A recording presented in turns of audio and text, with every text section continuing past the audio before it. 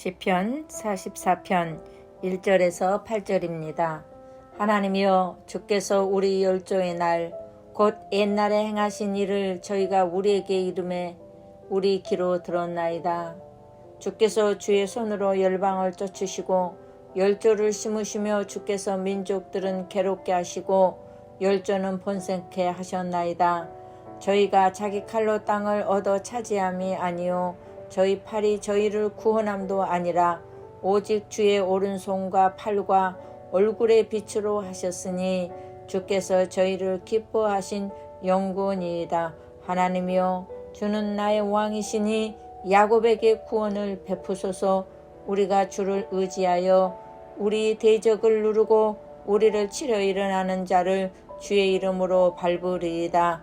나는 내 활을 의지하지 아니할 것이라. 내 칼도 나를 구원치 못함이리이다. 주께서 우리를 우리 대적에게서 구원하시고 우리를 미워하는 자로 수치를 당케 하셨나이다. 우리가 종일 하나님으로 자랑하였나이다. 우리가 하나님의 이름을 영영히 감사하리이다. 셀라. 아멘. 은혜는 하나님의 사랑에 그 감사를 알게 하고 하나님을 더 가까이 하게 합니다. 오늘 본문 기자는 하나님의 은혜를 기억하자라고 합니다. 성도는 고난 중에 엎드려져서 못 일어날 것 같지만 하나님을 바라보는 자는 반드시 일어나게 하십니다.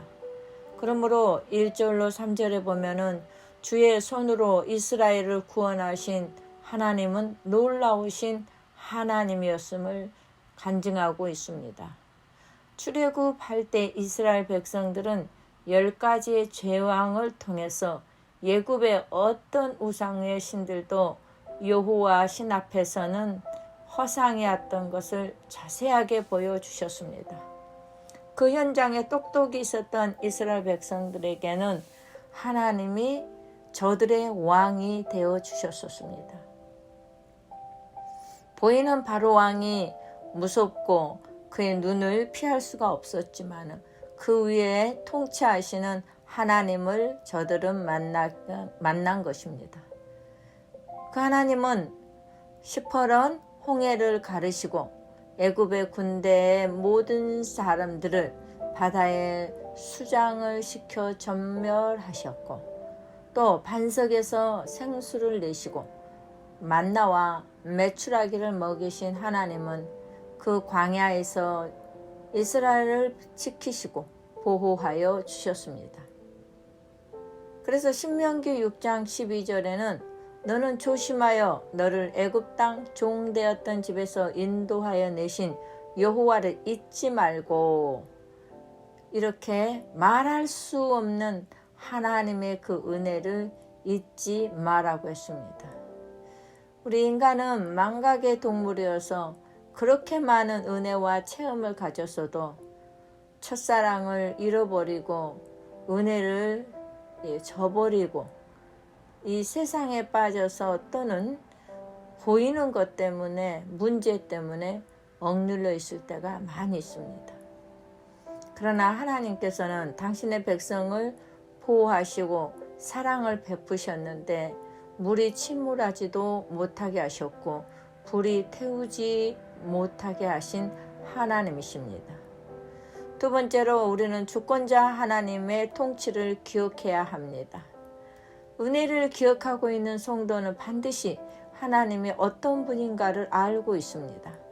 4절에 나의 왕이여, 칼도 활도 구원하시는 것이 아니라 전능자 하나님만이 구원할 수 있다고 고백합니다. 그러므로 시편 기자는 종일토록 하나님의 이름을 찬송했다고 그랬습니다. 다시 말하면 하나님의 이름으로 시작해서 하나님의 이름으로 하루를 마쳤다는 말씀입니다. 나의 왕이여, 나의 왕이란 말에는 자신의 나라와 모든 영역에서 통치자가 하나님이시니 내가 절대로 순종하겠습니다. 다시 말하면 백성으로 의무를 다하겠다는 것입니다. 다윗은 자신을 구원하는 것이 활도 창도 아니고 오직 전쟁은 여호와께 속하였나니 하나님만 의지함으로 하나님을 종일토록 자랑하고 감사하였습니다. 아브라함을 부를 때 아브라함에게도 생사하복의 주권자 하나님을 보이셨습니다. 하나님의 그 언약을 지키고 그리고 언약을 따라 아브라함을 인도하셨습니다. 이스라엘의 주권자요 온 세상의 통치자가 하나님을 알리게 하셨습니다. 그러므로 갈 바를 알지 못하는 아브라함에게는 하나님을 믿음으로 나아가게 했고 그는 믿음의 조상이 되었습니다. 세 번째로 언약의 하나님이십니다. 우리는 그 언약의 하나님을 붙잡아야 됩니다. 성경의 하나님은 언약의 하나님이십니다. 하나님의 모든 일은 언약 중심입니다. 하나님은 자기 언약을 이루시기 위해서 각 사람을 택하십니다. 그리고 도구로 사용하시기 위해서 선택한 사람으로 통하여 말씀을 이루어 나가십니다. 언약은 바로 승리의 지름길입니다. 하나님은 그 언약을 성실하게 지키십니다. 따라서 그 언약 아래 있는 백성들은 그 언약만 지키면은 안전하게 보호하십니다. 그러므로 하나님은 생명을 걸고 그 언약을 우리에게 지켜주셨습니다. 하나님께서는 인간들에게 축복을 약속하셨지만 이 축복을 얻기 위해서 인간들이 해야 할 일에 전제된 언약이 있습니다. 이 조건부의 언약에 있어서 축복은 하나님께서 순종함이냐 아니면 불순종이냐 인간의 반응에 따라 오는 결과가 다릅니다.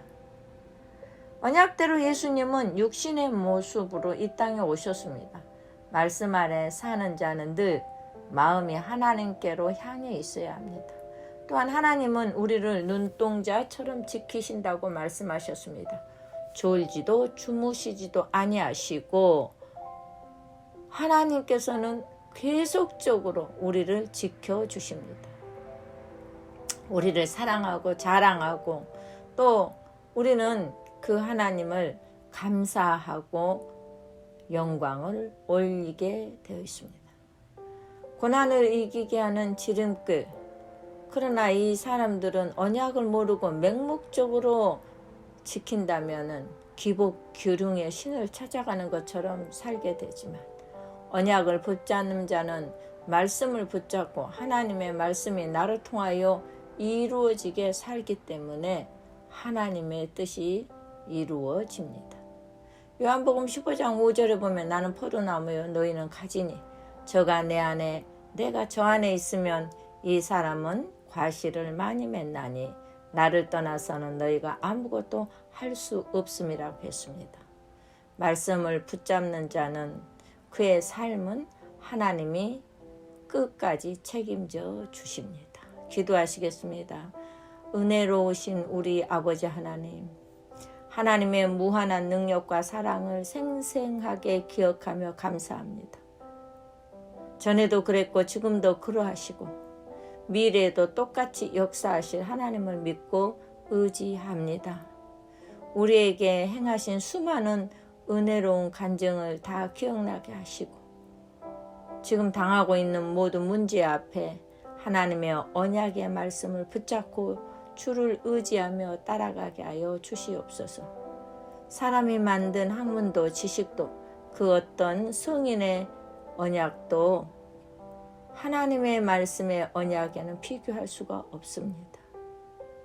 주님, 귀한 세월을 말씀으로 살게 하여 주시고 모든 계획을 말씀으로 행하게 하셔서 우리에게 응답과 기쁨으로 하나님에게는 영광으로 그리고 우리 자손들에게는 교훈과 간증으로 산 증인들의 삶이 되게 하여 주시옵소서. 예수 그리스도의 귀하신 이름으로 간절히 기도하옵나이다. 아멘.